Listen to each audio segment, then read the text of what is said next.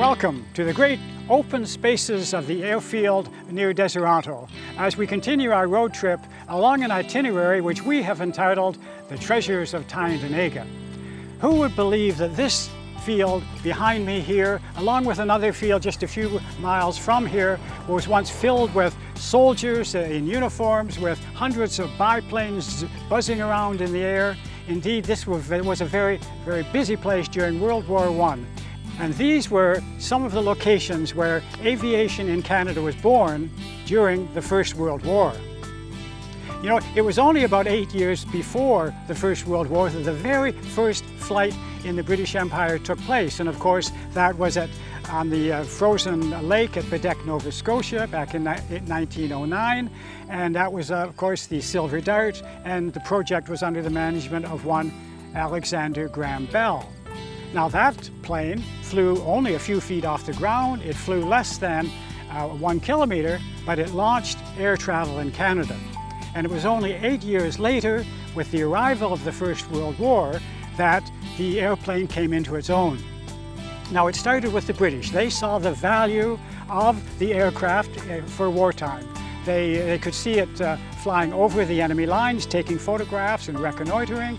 They could use it to guide the bombardment of the enemy lines from the air, and they could also use the aircraft to ward off enemy aircraft coming in and doing the same thing to them. Now it immediately became obvious to the British that they needed a very large number of pilots, large numbers of aircraft, landing fields, and with their total commitment to the First World War, they didn't have it. So they had to look abroad. And of course they looked to Canada. They talked to the Canadian government. With the Canadian government not interested at that point in developing our own Air Force, they saw the World War I as being a ground war. The British quickly arrived here, bought up land, built barracks and built hangars, and brought in trainers to start the program right here. Several schools were developed in Canada, some in Toronto, one large one at Camp Borden, but particularly two right here in the Deseronto area. One was called Camp Mohawk, which is where we're standing now, on the reserve of the Mohawks of the Bay of Quinte, and the other was Camp Rathbun, just a few miles from here. Now initially these schools were basically British run and British commanded. However, within a year, the Canadians were being trained, they took over as instructors, and by the end of the war, over 70% of all the instructors at these camps were Canadian. In total, 3,000 pilots were trained here in Canada. 2,500 made it over to Europe to take part in the First World War. And something that's very important, part of the training, of course, they needed a large number of mechanics. And 7,400 people were trained on these sites to become mechanics. And a very important point at that time, over 1,000 women were hired and trained as both mechanics and drivers. And that was an important first step out into the workforce for women. But there was a considerable shortage, and that opened the door for women to get out into the working world. Now for the local folk, you could imagine, they had never seen aircraft, they had never seen these biplanes. So on the weekends and the evenings, the roads along here would be filled with the vehicles. The people would come out, they'd bring their families, bring a picnic, and watch the aircraft here doing loops and takeoffs and landing. It was quite a sight and quite a source of entertainment for the people of this area. Now the student pilots, they were very much those daring young men in their flying machines.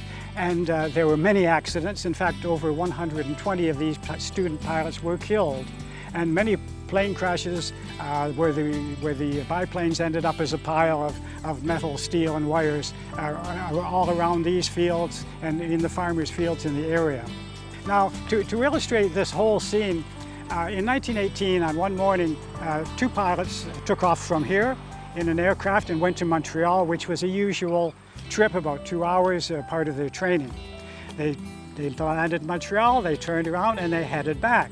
And they followed, of course, the St. Lawrence and the Lake Ontario. There were no instruments in these aircraft. They had compass, but often not very reliable compass, but that's all they had to guide them. So on their way back, the pilots ran into clouds. They weren't sure where they were.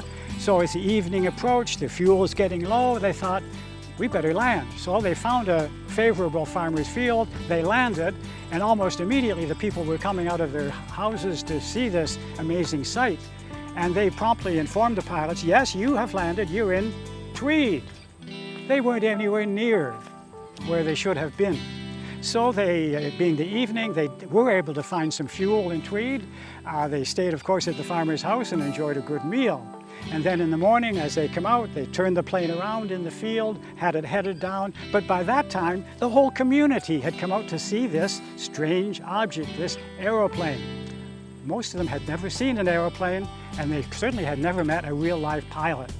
So off they headed down the field, took off, and they were able to get back here, and the people of Tweed had quite an entertaining day. So these fields here near Deseronto, the two, and of course the other fields, they served a very important purpose during the First World War. A lot of pilots trained, a lot of them were sent overseas, but there were long-term benefits as well. This introduced Canada to flying, to the air age, and it confirmed that with our very large country there was a role to be played by aircraft to be due to the size of the country, and many of the people who later became bush pilots had learned their trade through these schools. Now, of course, World War I is over 100 years ago, and the buildings that would have been put up very quickly at that time have disappeared. The ones we see now, the very solid ones, are actually from the Second World War, which is still 75 years ago. But the only marker left on this field is a stone circle, if you will, in the middle of the field, and that was used for the flyers to tell them this was their landing strip. You could identify it easily from the air so that they would know that they made it home. Also, as the Second World War approached, the lesson learned from these schools was carried over into the Commonwealth air training system, and during the Second World War there was a school here, and of course a very large one in Picton for training Commonwealth air crew, air pilots, and all that goes with it. So here in this very open space of a former aerodrome, and into the other one only a few miles from here, a large number of those daring young men and their flying machines learned their craft. And for you, as you head out on your road trip in Hastings County, and particularly as you take in the treasures of Tyendinaga, stop here, see the plaques, and just imagine the days when these skies were filled with those noisy biplanes doing their loops and turns.